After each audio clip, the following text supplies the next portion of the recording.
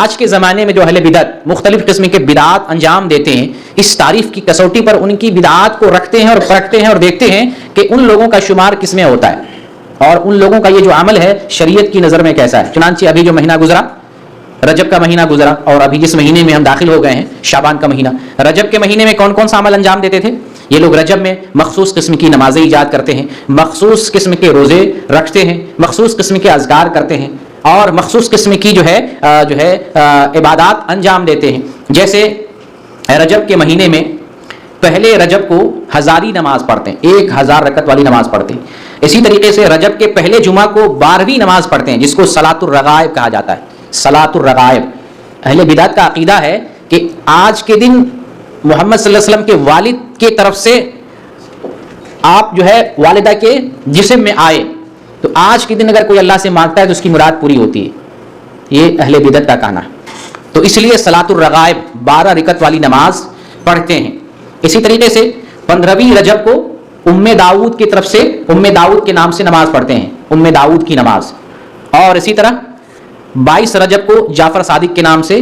کوڑا مناتے ہیں، کوڑا کرتے ہیں۔ اور پھر 27 رجب کو شب معراج کا جشن مناتے ہیں اور پھر شب معراج میں مختلف قسم کی نمازیں پڑھتے ہیں۔ ان نمازوں کے الگ الگ طریقے بیان کیے گئے ہیں، بعض نمازیں 2 رکعت والی ہیں، بعض نمازیں 6 رکعت والی ہیں، بعض نمازیں 10 رکعت والی ہیں، بعض نمازیں 12 رکعت والی ہیں۔ پھر ان نمازوں کی الگ الگ ترکیب بتائی گئی، اس نماز کو ایسے پڑھنا ہے، فلاں صورت میں اتنی صورت جو اتنی چیزیں پڑھنی ہے، فلاں صورت میں یہ صورت اتنی مرتبہ پڑھنا ہے، اور پھر نماز ادا کر کے استغفار اتنا، درود اتنا، اور یہ فلاں صورت اتنی مرتبہ پڑھنا ہے۔ پھر اس کے فضائل بیان کیے گئے، ایسا کرنے سے اولیاء کے برابر ثواب ملتا ہے، ایسا کرنے سے یہ مقام ملتا ہے، ایسا کرنے سے یہ درجہ ملتا ہے۔ تو یہ ساری چیزیں جو ہے بیان کی جاتی ہیں شب معراج کے تعلق سے۔ اور اسی طریقے سے یہ کہا جاتا ہے کہ رجب میں پہلے رجب کو کوئی غسل کرتا ہے، اور اسی طریقے سے 15ویں رجب کو غسل کرتا ہے، اور اسی طرح سے 27 رجب کو غسل کرتا ہے تو وہ ایسے ہو جاتا ہے جیسے ماں کے پیٹ سے پیدا ہوا ہے۔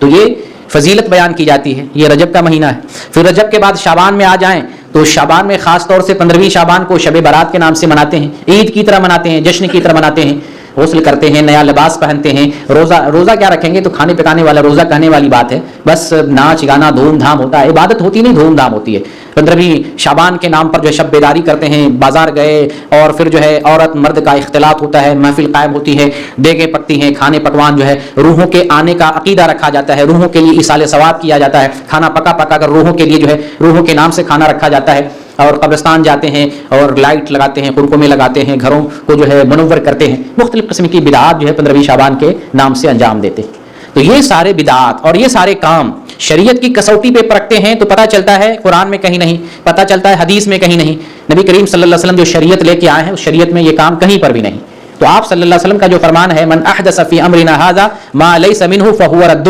جس نے دین میں کوئی ایسا کام ایجاد کیا جو دین میں سے نہیں ہے وہ مردود و باطل ہے۔ تو جو شعبان کے مہینے میں انجام دے گا یا رجب کے مہینے میں جو کام انجام دیا گیا ہے یا دیگر مہینوں میں یا دیگر ایام میں جو کچھ بدعات، ایسا کام جو دین میں نہیں تھا وہ کام بنا کر ایجاد کر کے کیا جا رہا ہے دین کے نام پر، ثواب کی وجہ، ثواب کی نیت سے اور عبادت کے نام پر وہ کام انجام دیا جا رہا ہے، تو وہ کام کیا ہے؟ بدعت ہے، وہ کام جو ہے باطل ہے اور مردود ہے۔